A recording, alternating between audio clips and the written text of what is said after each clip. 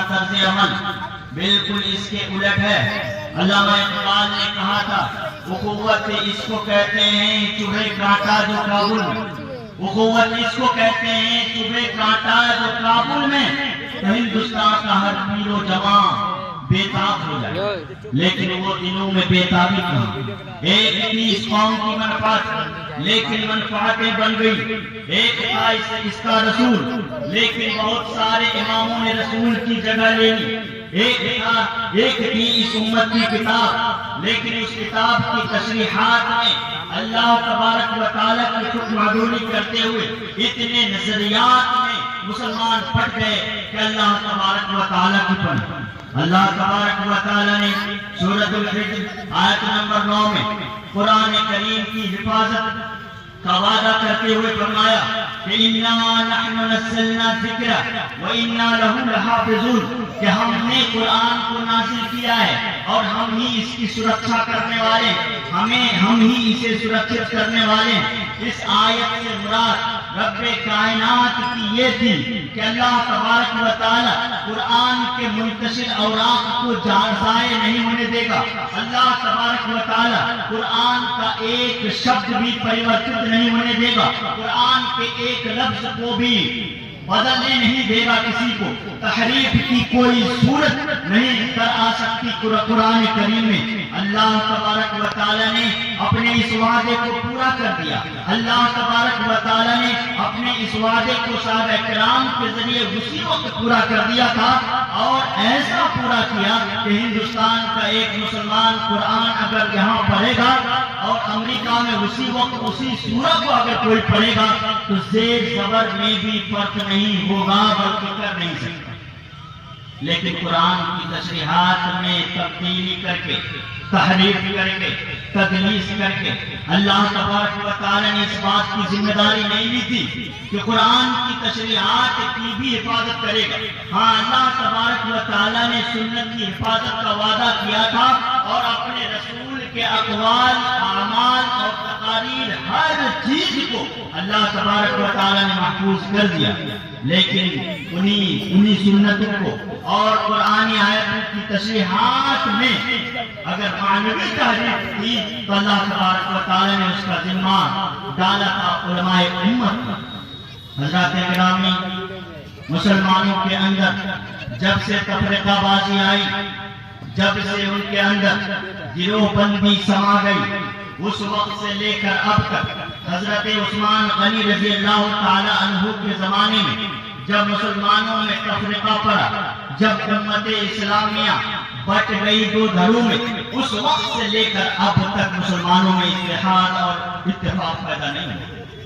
جبکہ قرآن کریم کی آیات بھری پڑی ہیں کہ اللہ تبارک و تعالی ارشاد فرماتا ہے کہ اطیعوا اللہ ورسولہ،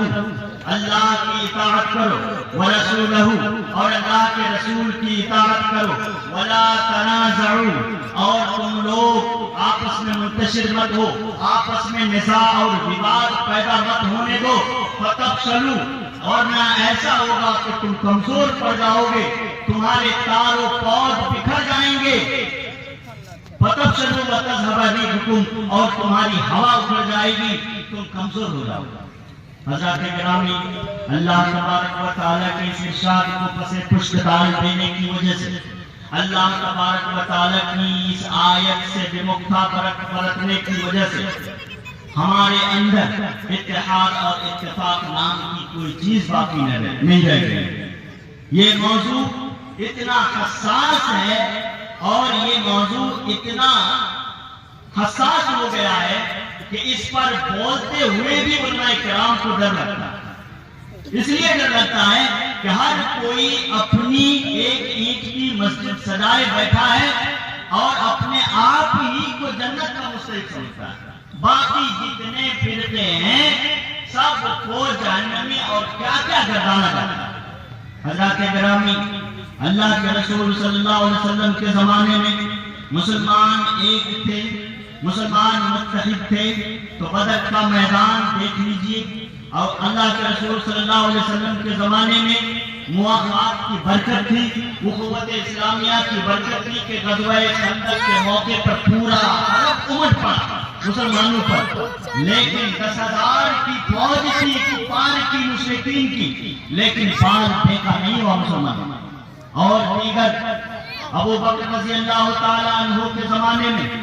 خود کچھ مسلم قبیلوں نے، کسی نے زکوٰۃ دینے سے انکار کیا، کسی نے کہا کہ نماز فجر اور نماز عشاء کو معاف کر دیا جائے، ہم 3 وقت کی نماز پڑھیں گے، 2 وقت کی نماز نہیں پڑھیں گے۔ اللہ کے رسول صلی اللہ علیہ وسلم کے خلیفۃ المسلمین سیدنا ابو بکر رضی اللہ تعالی عنہ نے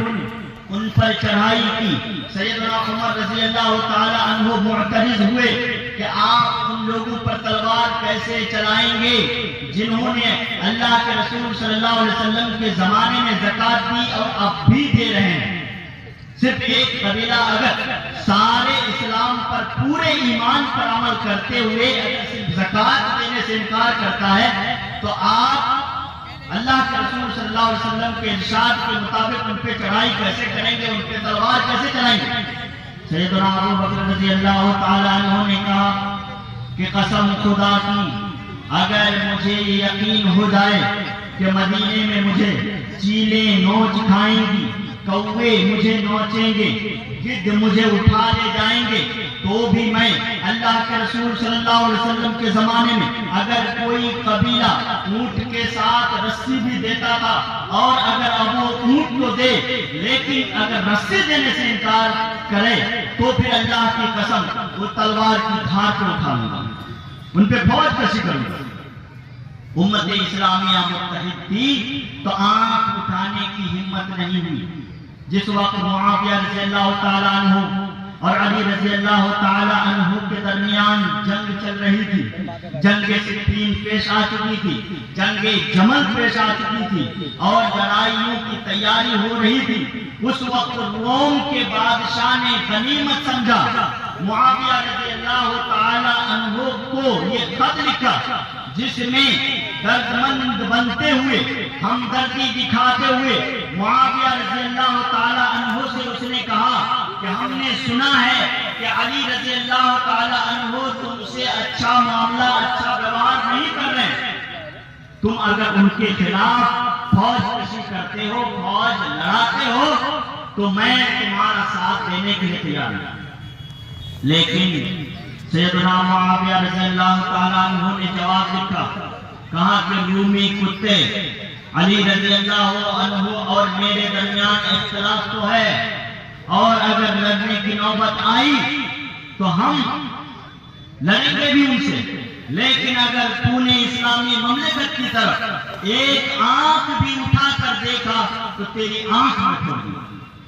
یہ تھی امت مسلمہ کی وحدت، یہ تھا امت مسلمہ کا اتحاد و اتفاق کہ میدان کارزار میں ایک دوسرے کا لوہا لے رہے ہیں، لیکن جب کسی اور کی طرف سے پیشکش ہوتی ہے اسلام کے خلاف، مسلمانوں کے خلاف، تو وہ کہتے ہیں کہ ہمارا جھگڑا ہم تک محدود سمجھو، اگر تم اسلام پر، مسلمانوں پر آنکھ بھی ٹیڑھی کرو گے تو ہم تمہاری آنکھ نوچ لیں گے۔ یہی برکت تھی کہ جس کی وجہ سے رسول اکرم صلی اللہ علیہ وسلم کے گزرنے کے بعد 400 سال تک، بلکہ میں کہوں گا کہ 1924 تک، 1924 اور یہ 2023 یعنی 2024 کے آتے ہی پورے 100 سال ہو جائیں گے، 1924 تک مسلمانوں کو اس طرح سے کوئی ذلیل نہیں کر سکا۔ ہاں بیچ میں تاتاریوں کے ذریعے اللہ تبارک و تعالیٰ نے مسلمانوں کو آزمایا ضرور، رسوا بھی کیا، لیکن تلک الایام نداولها بین الناس کے قبیل کی باتیں تھیں۔ اللہ تبارک و تعالیٰ نے آزمایا تو تھا، لیکن ذلیل نہیں ہونے دیا اس خیر امت۔ لیکن آج جبکہ دلوں میں کینہ ہے،